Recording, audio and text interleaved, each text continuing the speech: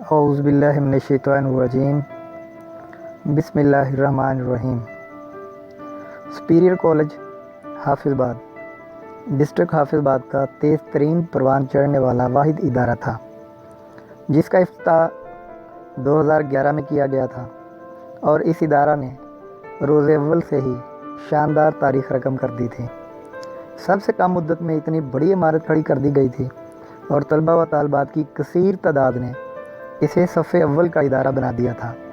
اس کی ناکامی کی وجہ بھی اس کی برق رفتار کامیابی ہی تھی، کیونکہ یہ کامیابی ٹاپ مینجمنٹ کے رویوں پر بری طرح اثر انداز ہوئی تھی، جس کا نتیجہ پارٹنرز میں باہمی اختلافات کی صورت میں سامنے آیا۔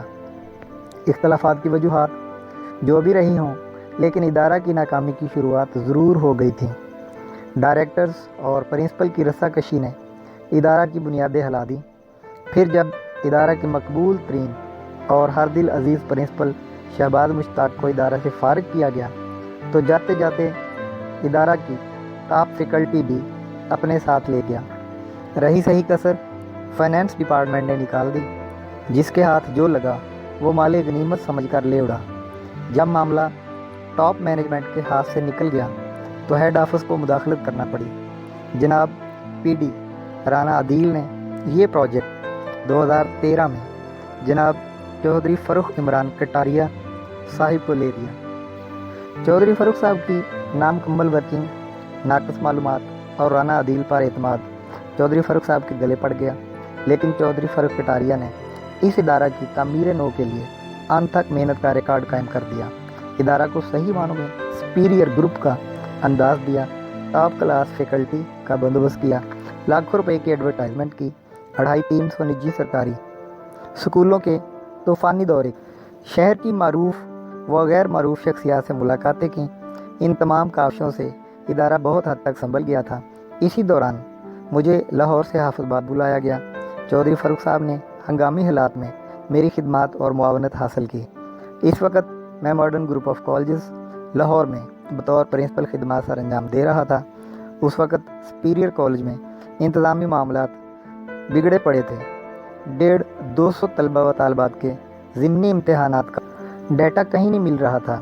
امتحانی تاریخیں سر پر تھیں۔ اسی طرح 200-250 طلباء و طالبات کی رجسٹریشن کا کوئی ریکارڈ دستیاب نہیں تھا، ان کی بھی تاریخیں سر پر تھیں۔ ادارہ کی رجسٹریشن ایکسپائر ہو چکی تھی۔ ادارہ کے الحاق کیس زیر التوا تھے، کوئی ریکارڈ نہیں تھا۔ گجرانوالہ بورڈ، پنجاب یونیورسٹی اور سرگودا یونیورسٹی کے معاملات برے حالوں میں تھے۔ میں نے 2 بندوں کی ٹیم تشکیل دی اور اللہ کا نام لے کر محاذ سنبھال۔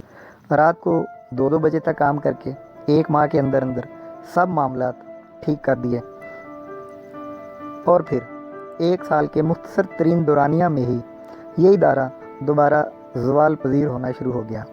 اس دفعہ زوال کی وجوہات ذرا الگ سی تھیں، جن میں چودھری فروخ صاحب کا چودھریانہ رویہ اور ناقص فائنینشیل مینجمنٹ نمایاں تھی۔ خصوصاً افطار پارٹی، مہنگی ترین پبلسٹی اور فلاپ سپورٹس اینڈ کلچرل گالا نے چودھری فروخ کٹاریا کو بالکل دیوالیہ کر دیا۔ سٹاف کی 2 ماہ کی تنخواہیں، کرایہ بلڈنگ اور بہت سے واجب الادا بلز نے چودھری فروخ صاحب کو ہیڈ آفس رجوع کرنے پر مجبور کر دیا۔ ادارہ کی تباہ حال ساکھ نے نیو ایڈمیشنز بری طرح متاثر کیے۔ اس طرح ایک دفعہ پھر ادارے کا مستقبل داؤ پر لگ گیا۔ اس دفعہ پی ڈی رانا عدیل صاحب نے جناب کرنل مبین صاحب اور جناب بابر حیات تارڑ صاحب سے ڈیل کی، اور ادارہ ان صاحبان کو دے دیا۔ ان کے ساتھ ایک نئے پرنسپل جناب مشتاق احمد رضا صاحب بھی تشریف لے آئے۔ نئی پارٹی، نئی انویسٹمنٹ، نیا پرنسپل، نئی امیدیں، نئے اقدامات۔ سٹاف کی 2 ماہ کی سیلری ادا کر دی گئی، اور بھی بہت سے اعلیٰ اقدامات کیے گئے۔ 2015 کی ایڈمیشن کمپین شروع ہو گئی۔ اس کے ساتھ ہی جناب مشتاق صاحب کی جھوٹوں پر مبنی پھرتیوں بھری کاوشوں کا آغاز بھی ہو گیا۔ ہیڈ آفس کو 2 نمبر، 3 نمبر اور پتہ نہیں کون سی بوگس رپورٹس بھیجی جانے لگیں۔ ہر طرف واہ واہ، ویل ڈن کے نعروں کا شور بپا ہو گیا۔ کام ہم لوگ کرتے رہے، کریڈٹ جناب پرنسپل صاحب لیتے رہے۔ ان کے ساتھ میں نے دن رات ایک کر دیا۔ کیا بورڈ، کیا یونیورسٹی، کیا امتحانات، ہر شعبہ میں میرے تجربے سے اور میرے ذاتی تعلقات سے فائدہ لیا جاتا رہا۔ ایڈمیشن کمپین کے اختتام تک نئے طلبہ و طالبات کی تعداد میں خاطر خواہ اضافہ کر لیا گیا تھا، لیکن آنے والے بدقسمت دور کا ادراک سوائے پرنسپل اور اس کے چند حواریوں کے کسی کو بھی نہ تھا۔ میں تو ایک طرف اس کی خیر خبر تو کرنل مبین جیسے حاضر دماغ اور بابر حیات تارڑ جیسے کوالیفائڈ انسان کو بھی نہ تھی۔ سپیریئر کالج کا برا وقت ایک دفعہ پھر شروع ہو گیا۔ اس دفعہ بھی وجوہات پہلے سے بالکل الگ تھیں۔ اکثر و بیشتر طلبہ و طالبات سے 2 سالوں کی فیسیں پہلے ہی سال میں وصول کر لی گئی تھیں اور کچھ ایسا ہی حال ٹرانسپورٹ کا کیا گیا۔ فیس پیکج انتہائی کم کر دیے گئے تھے، لمبی چوڑی رعایتیں کی گئی تھیں اور بھی بے شمار بے ضابطگیاں کی گئی تھیں۔ پھر وہی ہوا جو اس طرح کے کاموں میں اکثر ہوتا ہے۔ فائنینشیل کرائسس شروع ہونے کا وقت آ گیا۔ باخبر پرنسپل نے پی ڈی صاحب سے خصوصی درخواست کر کے ہیڈ آفس کے توسط سے اپنا تبادلہ اپنے آبائی علاقہ کے کیمپس میں کروا لیا۔ 2016 کا آغاز ہوا اور اس کے ساتھ ہی ہیڈ آفس سے جناب سید انعام اللہ گیلانی صاحب بطور پرنسپل تشریف لے آئے۔ 2-3 ماہ بعد ہی معاملات کھلنا شروع ہو گئے۔ نئے پرنسپل صاحب سے بجٹ سنبھالنا مشکل ہو گیا۔ فیس کی وصولیاں دن بدن کم ہوتی چلی گئیں اور اخراجات کی ادائیگی ایک مشکل امر بن گئی۔ پھر تنخواہ میں تاخیر ہونے لگی۔ سٹاف پرنسپل صاحب کے پیچھے رہتا، پرنسپل صاحب سیٹ سے دائیں بائیں ہوئے رہتے۔ نئی پارٹی جو کہ اب پرانی ہو گئی تھی جیب سے پیسہ دینے کو تیار نہ تھی۔ مئی 2016 تک جناب سید انعام اللہ گیلانی صاحب کے حوصلے بھی جواب دے گئے۔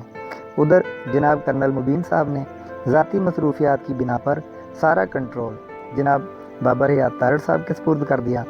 بابر حیات تارڑ صاحب نے کنٹرول سنبھالتے ہی اپنے 2 رفقائے خاص سر احسان صاحب اور سر عمران صاحب کو معاملات کا جائزہ لینے کے لیے بھیج دیا۔ سید انعام گیلانی صاحب نے ان حضرات سے درخواست کر کے ادارہ کی پرنسپل شپ چھوڑ دی اور واپس چلے گئے۔ نئے پرنسپل کے لیے ایک دفعہ پھر تگ شروع ہو گئی۔ سال 2013 سے میں اس ادارے کے ساتھ وابستہ تھا۔ میرے ایک بہت ہی عزیز دوست جناب قاضی اقبال صاحب نے ذاتی دلچسپی سے مجھے